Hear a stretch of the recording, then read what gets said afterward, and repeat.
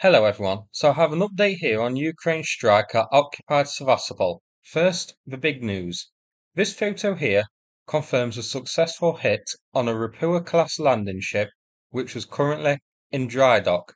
Here is a comparison image of the ship which was hit at dry dock and an image of the port side of a Ropucha-Class ship. So you can see it is a match and has been identified.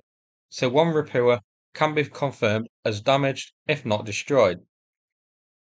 Here, I've highlighted the key areas for you, which confirm this as being the port side of the Rapua, just to make it easier to see. Now, I thought at first this could be the Olenogorsky Gornyak, the same ship which was hit by Ukraine by marine drones in August this year. The Gornyak had been in dry dock in Novorossiysk, but as seen on this satellite image here, left dry dock on at least the August the 28th. Now, that ship is in terrible condition with a gaping hole in its side, so it wouldn't be back in service yet. There was some speculation that it may have been scuttled out at sea somewhere, or transferred to another dry dock, such as the one at Sevastopol. On the same day, a Rapua and a Kilo were seen at Sevastopol dry dock, seen here in this satellite image. So I thought this could be the Gornyak which had been transferred here, and the one hit in Ukraine's strike was the Gornyak again. However, Russia has since confirmed that the Rapua-class ship hit last night was in fact the Minsk. So the mystery about the Gornyak's location still continues. The Kilo submarine that was hit has been confirmed to be the Rostov-on-Don. We don't have a photo or video of that and the extent of the damage yet, but Russia says it was damaged in the attack. Here's a photo of a Rostov. So, a pretty new submarine which was commissioned in December 2014. Here, a satellite image from yesterday showing both the Rapua-class ship, the Minsk, and the Kilo Rostov-on-Don at the dry dock, so we know they were there. Now, let's have a look at Russia's claims. Surprisingly, they have admitted that two ships were damaged, so this confirms the Rapua and the Kilo were hit. I'm surprised we didn't spin the usual yarn about no damage caused. Although, given the photo we have of the Rapua, I think damaged is a bit of an understatement. I would say its goose is cooked. Russia also says the strike consisted of 10 missiles and unmanned boats, with many of the missiles shot down. Now, reading behind the lines, I think what we're looking at here is either absolute twaddle and Russia pulled that 10 missile number out of their hindquarters, or Russian air defences once again fell for mauled decoy missiles. These missiles drew the Samfire and allowed the other missiles, which I'd guess would be Storm Shadow, Neptune, or Hrim 2, to get through and hit the target. So Russia may have hit missiles, but it's very likely they were actually mauled decoys. We do know that Ukraine uses a mold alongside the Storm Shadow and other missiles in order to provide the decoys. So that is possible. This video here shows the strike. Now, something is burning before the impact, so we have one impact before, another one filmed, and then possibly a third impact, or it could be a secondary explosion from what was hit. It's hard to tell. Now, if this was a direct hit on the Kilo sub, I'd say the submarine would be out of action for the considerable future, if not indefinitely. I can't see a Kilo surviving a direct missile hit. We don't have any photo or video of the Kilo yet, so we are going to have to wait and see and wait for confirmation. Now, the dry dock will likely be out of commission for a while. These are pretty sturdy things, so I don't think it will be fully destroyed. But the one here is now clogged with two destroyed or damaged ships. Not to mention damage to various bits of machinery and cranes and that sort of thing used to repair the ships here. So this will have sustained some damage. So for a while, the Sevastopol dry dock is gone. This is important. Sevastopol has, I think, 3 dry docks. Novorossiysk base of the Black Sea doesn't have any, but the civilian harbour has 3 of various sizes, though the capabilities for handling military ships is unknown. Finally, Rostov-on-Don shown here has 1 dry dock, and this one currently occupied by the SIG oil tanker. So this means that Russia is now actually running low on dry docks. This is important, as Russia uses these not only to repair ships damaged in Ukrainian attacks, but also ships which need to undergo routine maintenance.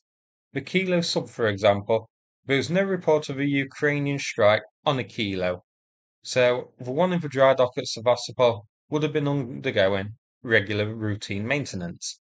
So this is definitely going to impact Russia's ship repair and maintenance capabilities. There's a floating dock at occupied Mariupol, but I think if Russia sent a ship to repair there, flashing its bits and giving an alluring wink at Ukraine, it would be too tempting to target and would be thoroughly rogered rigid by Ukrainian missiles. So the Rapua is confirmed, and Russia has confirmed it's a Minsk, so this is the third Rapua-class ship added to Oryx. The Kilo, which has been confirmed by Russia to be the Rostov-on-Don, would be the first of its kind added, and I suspect feeling pretty lonely in the Hall of Pain on its own. So the right thing to do would be for Ukraine to give it some company soon so it's no longer on its Todd. Now, I covered this in the last video, but for those who missed it, a few numbers. The Black Sea Fleet has 4 Rapua-class ships in service: the Azov, Novocherkassk, Caesar, Kunivand, and the Yamal. The Novocherkassk and Kunikov were damaged at Berdyansk last year, but confirmed by satellite imagery to be active again. These ships have since been supplemented by 5 additional Rapua-class ships: the Minsk, which was hit during this strike, the Korolev and the Kaliningrad, all from the Baltic Fleet, and the Georgy, Popadonasets, and the Olenogesky Gornyak from the Northern Fleet. The Gornyak, remember, hit by Ukraine early this year. And these ships are important. With the Crimean Bridge being inoperable for heavy vehicles and trains, these are doing the bulk of Russia's resupply to Crimea. One of these can carry 10 tanks or up to 500 tons of cargo, so a nice strike here on Russia's logistical supply ships. As for the Kilo, 7 are with the Black Sea Fleet: the Alrosa, Novorossiysk, the Rostov-on-Don, which was hit during this strike, the Starý Oskol, the Krasnodar, the Veliky Novgorod, and the Kolpino. Of these, 1 is actually in the Baltic at the moment, the Novorossiysk, and 1, the Krasnodar, is in the Mediterranean. So Russia has just 5 active in the Black Sea.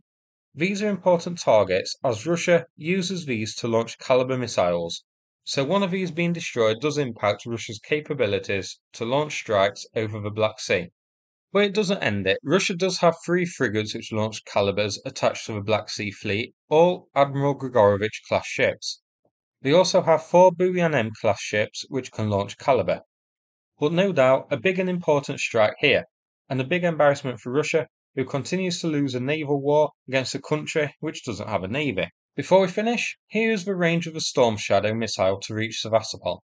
So these would likely have been launched over the Black Sea, possibly just beyond Snake Island. I imagine they would have flew at a low altitude until nearing the launch point to avoid early detection by radar, rose to an altitude to launch the Storm Shadows, as the Storm Shadow needs to be launched at a high altitude, and then return to base quickly.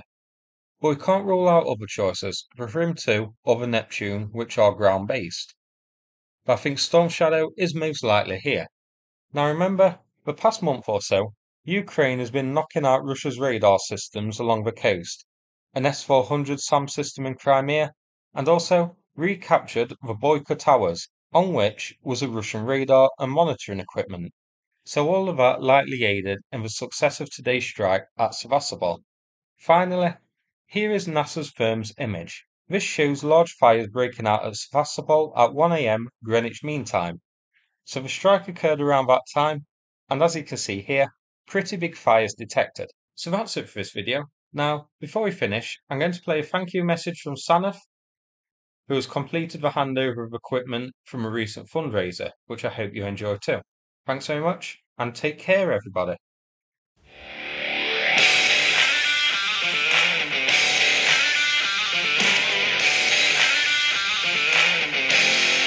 Testing 1, 2, 3, 1, 2, 3. UK now.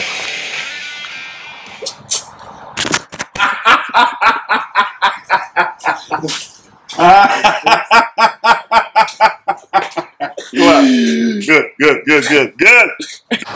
So, as a fundraiser drew to a close and I could see that we were going to be successful, I made my way back to UK to purchase the Mavic drone and the binoculars, which were the core of our fundraiser, and purchase the Mitsubishi Pajero. However, I was able to negotiate, beg, borrow and steal, and had tremendous support from the companies in the UK and globally.